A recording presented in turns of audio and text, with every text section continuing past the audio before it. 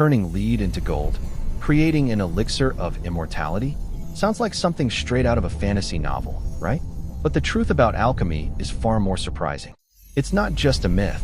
It's the precursor to modern chemistry and medicine. So what is fact and what is fiction? Let's find out right now. Welcome to Explained Simply channel, where complex topics become crystal clear and easy to understand. The hidden foundation. Picture this. Every time you take medicine, use a smartphone, or even apply psychological therapy, you're experiencing the legacy of history's most misunderstood science. What you think you know about alchemy, wizards turning lead into gold, mysterious potions, medieval superstition, is just the surface of something far more profound and real. The true story begins 3,500 years ago along the banks of the Nile River, where Egyptian priest-physicians worked in torchlit temple chambers, grinding minerals and distilling plant essences with a precision that would impress modern chemists. These weren't primitive witch doctors. They were the world's first systematic researchers, documenting their discoveries on papyrus scrolls that read like advanced laboratory manuals.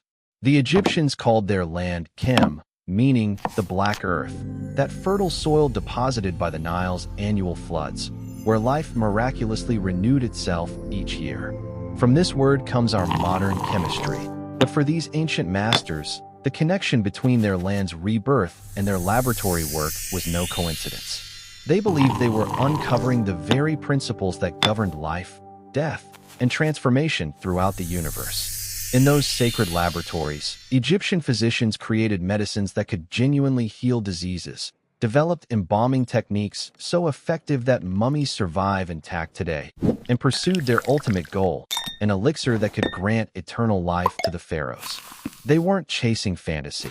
They were applying rigorous observation and experimentation to unlock what they saw as the fundamental laws of existence. But here's what made Egyptian alchemy revolutionary. They refused to separate the physical from the spiritual. Every chemical reaction reflected a cosmic principle. Every transformation of matter revealed something about the transformation of the soul. This wasn't primitive thinking. It was a sophisticated worldview that saw the universe as an interconnected whole, where understanding one level of reality could unlock understanding of all levels. The Alexandria Revolution. Everything changed when Alexander the Great's armies swept across Egypt in 332 BCE. What followed wasn't just political conquest. It was the greatest intellectual fusion in human history. Greek philosophical genius collided with Egyptian mystical wisdom in the cosmopolitan city of Alexandria, creating an explosion of knowledge that would echo through millennia. The Great Library of Alexandria became humanity's first true think tank, where scholars from across the known world gathered to decode the mysteries of existence. Here, Platonic idealism merged with Egyptian temple secrets. Pythagorean mathematics intertwined with alchemical formulas. Stoic philosophy blended with practical laboratory techniques. For the first time, alchemy evolved beyond mere craft into a complete system for understanding reality itself. Then appeared one of history's most enigmatic figures, Hermes Trismegistus, the thrice greatest Hermes. Was he a real person?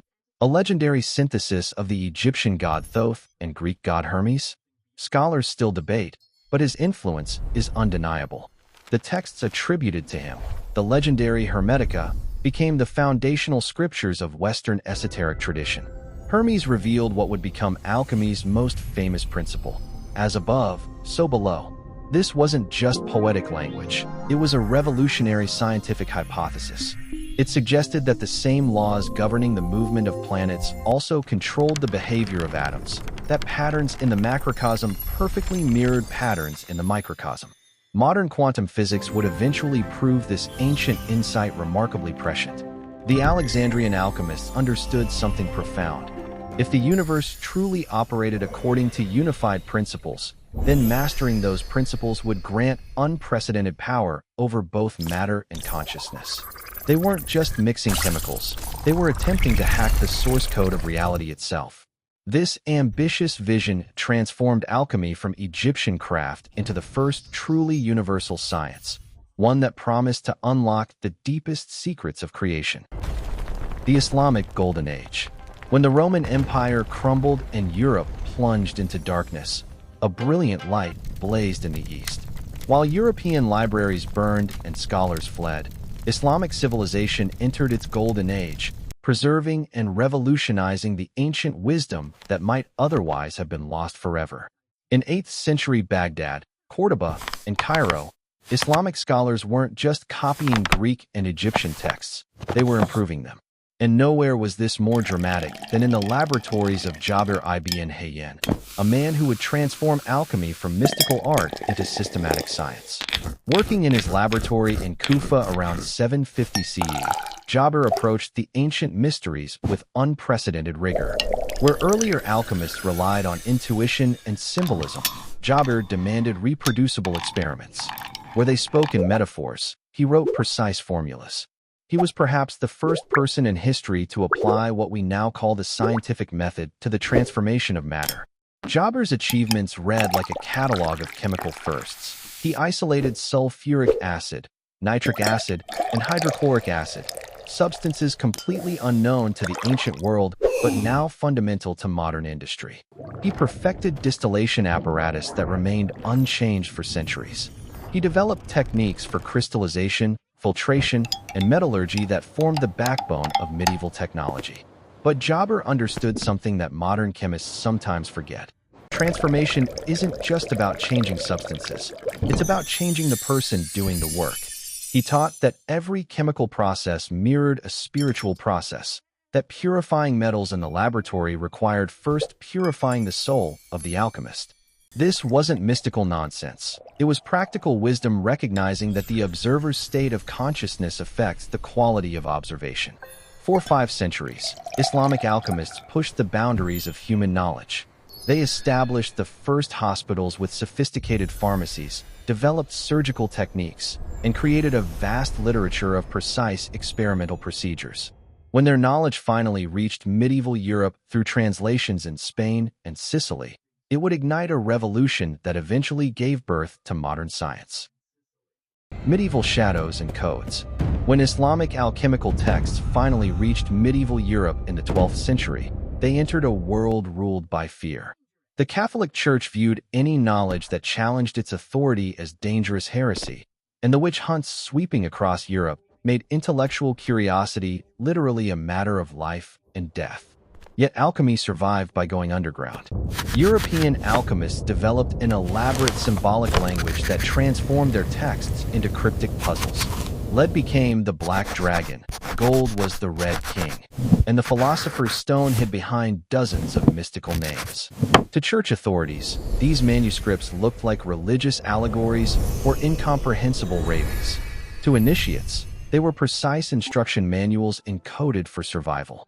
Saint Albertus Magnus, a Dominican friar and teacher of Thomas Aquinas, walked this dangerous tightrope with extraordinary skill. By day, he taught approved theology. By night, he conducted alchemical experiments, carefully framing his discoveries as explorations of God's natural order rather than forbidden magic. His influence helped legitimize the study of nature within Christian scholarship, creating space for alchemy to flourish in monastery libraries and noble courts.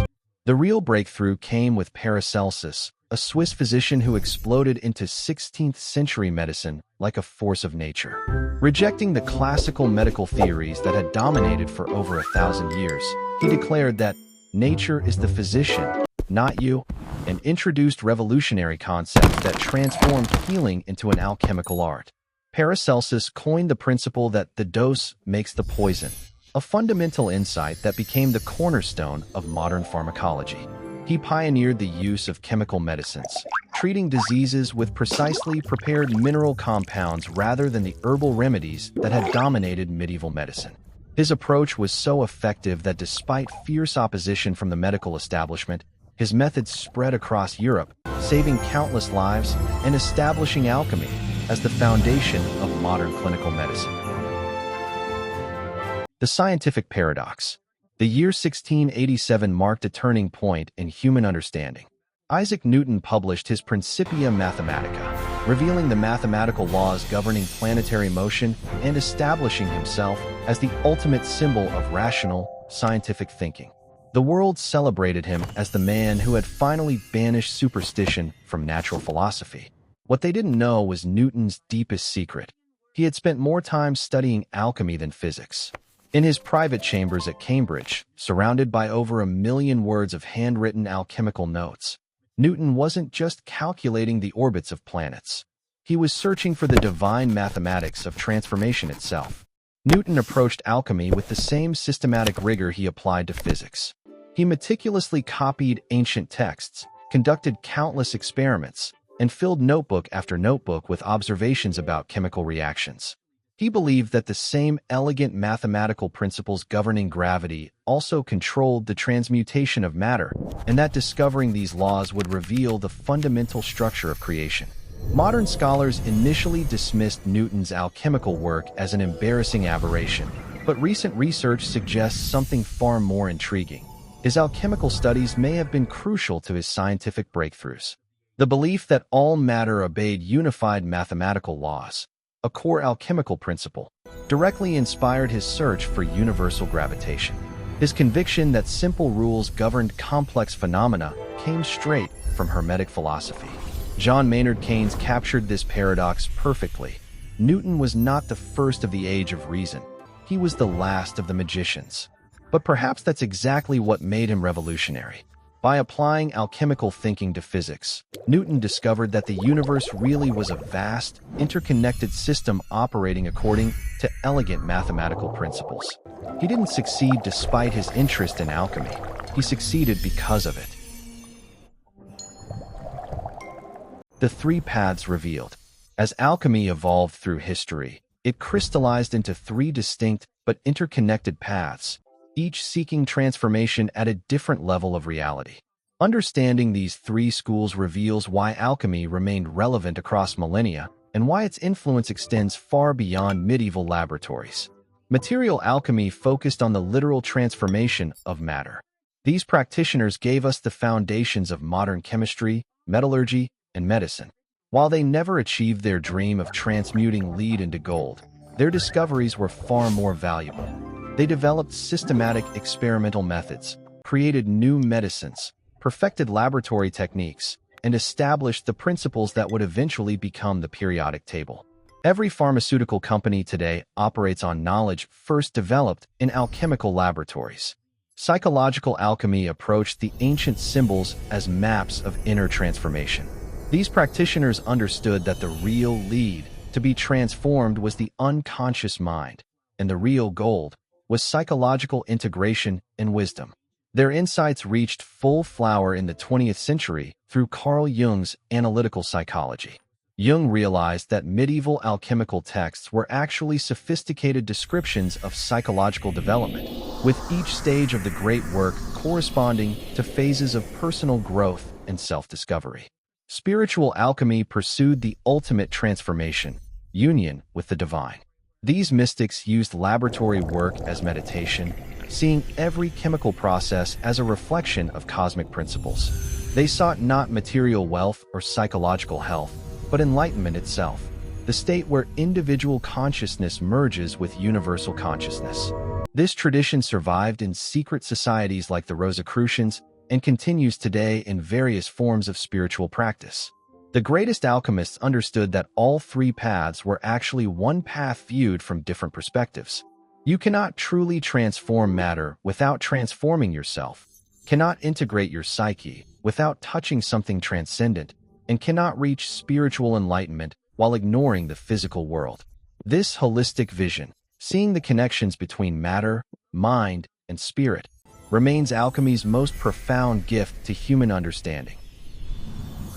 The eternal legacy begins with today's scientists achieving what medieval alchemists dreamed of, transmuting elements in particle accelerators. We can literally change lead into gold, but ironically, it costs more energy than the gold is worth. Yet this apparent failure reveals alchemy's deeper success. The real treasure was always the knowledge gained through seeking it. Every modern medicine derives from alchemical laboratories. Every electronic device relies on materials purified by Islamic alchemists. Every insight in psychology builds on the understanding that consciousness can be systematically transformed. Carl Jung's 20th century rediscovery proved alchemy's enduring relevance. The great work hadn't disappeared. It had become invisible, continuing as psychotherapy and personal growth. Perhaps most importantly, alchemy's holistic vision offers crucial wisdom for our current challenges. In an age of environmental crisis and spiritual disconnection, we need alchemy's core insight. Everything is connected. The great work continues in new forms, in laboratories seeking sustainable materials, in therapy rooms healing wounds, in meditation halls pursuing enlightenment. The alchemical tradition survives because its fundamental promise remains valid. Transformation is possible, consciousness can evolve, and the human condition can be perfected through dedicated work. The ancient laboratory doors may have closed, but the eternal laboratory of human development remains open. The question that has echoed through 3 millennia still awaits your answer. Will you take up the great work? Like and subscribe for more deep dives into the impossible puzzles of our modern world.